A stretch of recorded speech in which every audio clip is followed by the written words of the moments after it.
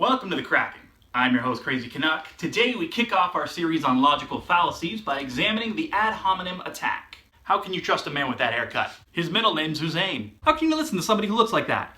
I mean, look at his face. Probably a communist.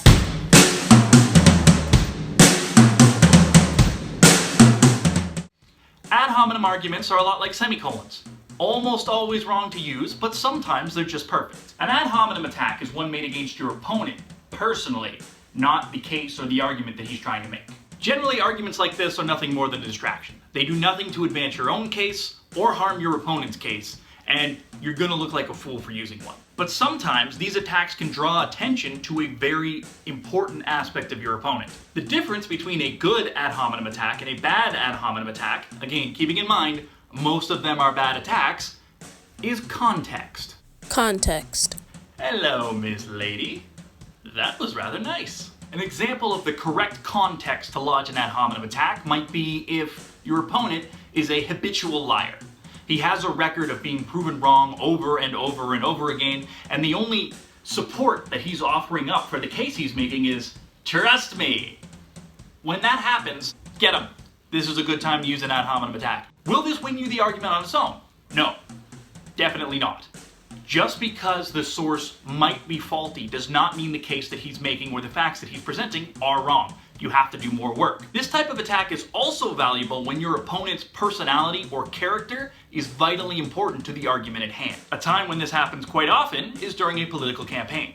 I have been considering different ways to make this material more accessible by giving actual examples of good and mostly bad ad hominem attacks, and I thought, who better to go to for some quality arguments than the President of the United States? We're just going to roll through a couple of examples from Donald Trump's Twitter account. I will post links in the description if you'd like to verify the validity of the source material that I'm using, but I can assure you, I pulled these directly off of his account. Donald Trump used an ad hominem attack in this tweet to John McCain. No, not that tweet. That tweet to John McCain. And this one might feel contextual. Context. But it isn't.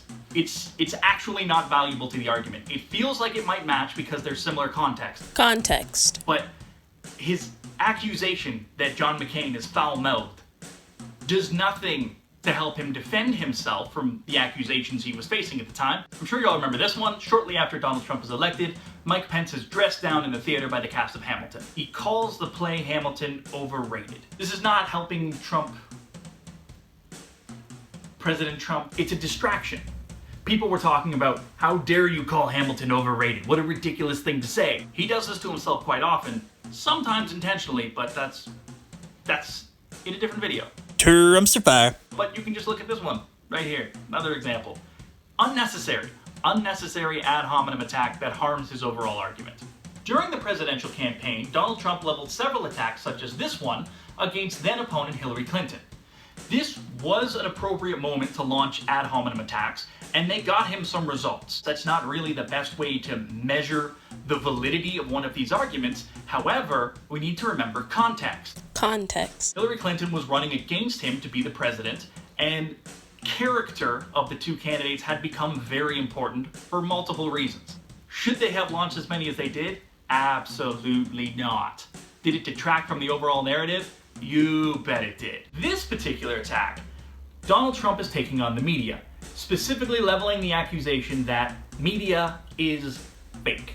The case he's trying to make is that his position on the border wall has been misrepresented, particularly the method in which it's going to be paid for. He could have been making a real case. There could have been some valid points drawn up here. To make the blanket statement, media is fake,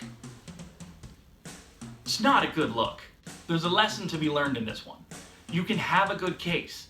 You can be a party that may have been wronged. But if you don't prosecute that case correctly, if you fall into traps like this one, launching ad hominem attacks instead of making real arguments, your case will be dismissed. Just remember, if you really want to launch that ad hominem attack, make sure you do it within the proper context. Context. You will encounter ad hominem attacks in your day-to-day life, especially if you're on Twitter. If they're launching serious attacks against you or your character, absolutely, defend yourself. If you really need to tell that dude with the swastika profile picture that the thing he said about you isn't true, go for it. But it is very useful to point out that he's drawing you into a different battleground. Probably because he recognizes that he's not going to beat you where you're currently arguing. You should be attempting to keep the argument right there. Don't let him or her, maybe it's a girl Nazi. Either way, don't let the feminazi beat you with an ad hominem attack. Keep on the facts, keep on the issues, and beat them honestly. We here at The Kraken thank you for joining us. Nous sommes avec le Québec uni.